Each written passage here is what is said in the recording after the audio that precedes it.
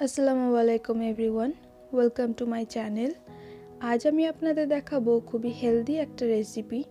পালং শাক দিয়ে তৈরি এই ফুলকো ফুলকো পুরিগুলি খেতে অসম্ভব মজাদার হয় আর খেতেও অনেক টেস্টি। বাড়িতে অবশ্যই একবার ট্রাই করে দেখবেন। আমার রেসিপিগুলি আপনাদের ভালো লাগলে চ্যানেলটিকে সাবস্ক্রাইব করে নেবেন ও কোনো প্রশ্ন থাকলে কমেন্ট করে জানাবেন। তাহলে আর কথা না বাড়িয়ে শুরু করে নিচ্ছি আজকের রেসিপি পালং পুরি। প্রথমেই আমি এখানে পালং শাকগুলো ভালোভাবে পরিষ্কার করে ধুয়ে নিয়েছি। এখানে আমি গ্যাসে আগেই জল গরম হতে দিয়ে দিয়েছিলাম।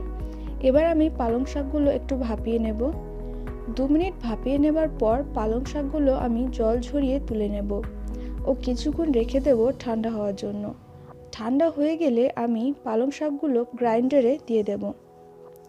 সবগুলো দেওয়ার পর আমি দিয়ে দিচ্ছি 2টি কাঁচামরিচ ও দিচ্ছি 3টে মিডিয়াম সাইজের পেঁয়াজ, কিছু ধনেপাতা কুচি, কিছু রসুন ও কিছু আদা কুচি। এবার আমি এগুলো খুব স্মুথ একটা পেস্ট বানিয়ে নেব। এখানে আমি কোনো জল অ্যাড করব না, পেস্টটা কিন্তু খুব স্মুথ বানাতে হবে। দেখুন আমার পালং পেস্টটা রেডি। এবার আমি একটা মিক্সিং বলে পেস্টটা দিয়ে দেব।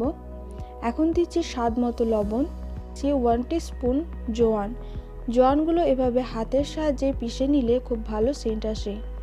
এবার দিচ্ছি 1/2 টিস্পুন গোটা জিরে, 1/2 টিস্পুন জিরে ও ধনে গুঁড়ো। এবার আমি দিচ্ছি 5 কাপ রোল ময়দা। এবার এই সব উপকরণগুলিকে ভালোভাবে মিশিয়ে নেব। এখানে যদি আপনারা পুরিগুলো নরম খেতে চান তাহলে এখানে 1 টিস্পুন চিনি দিয়ে দেবেন, আর যদি মুচমুচে খেতে চান তাহলে এখানে চিনি অ্যাড করবেন না। আমি মুচমুচে বানিয়েছি তাই এখানে কোনো চিনি অ্যাড করিনি, তবে আপনারা যদি নরম খেতে চান তাহলে চিনি অ্যাড করে নেবেন।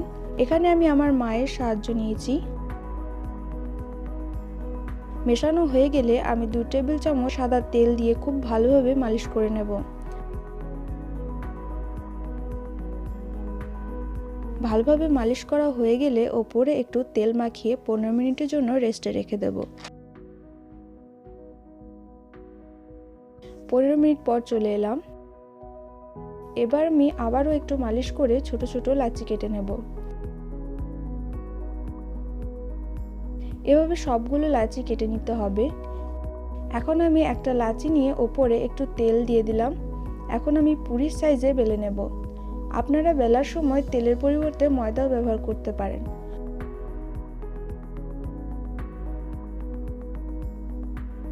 আমার বেলা হয়ে গেছে। এবার আমি পুরিটা গরম তেলে দিয়ে দেব।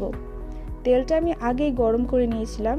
গ্যাসের ফ্লেমটা মিডিয়াম টু হাই রাখতে হবে, আর ভাজার সময় পুরিটা এভাবে হালকা করে চেপে চেপে দিলেই দেখবেন খুব সুন্দরভাবে ফুলে উঠবে। দেখুন কত সুন্দরভাবে ফুলে উঠেছে। এভাবে আমি সব পুরিগুলো ভেজে নেব। এই তো রেডি আমাদের ফুলকো ফুলকো পালং পুরি। খেতে অসম্ভব মজাদার হয়ে থাকে আর বানানো খুবই সহজ। বাড়িতে অবশ্যই একবার ট্রাই করে দেখবেন। আশা করছি আপনাদের বাড়ির সকলের খুব ভালো লাগবে। আমার ভিডিওটি শেষ পর্যন্ত দেখার জন্য অসংখ্য ধন্যবাদ। অনেক ভালো থাকবেন, সুস্থ থাকবেন। আল্লাহ হাফেজ।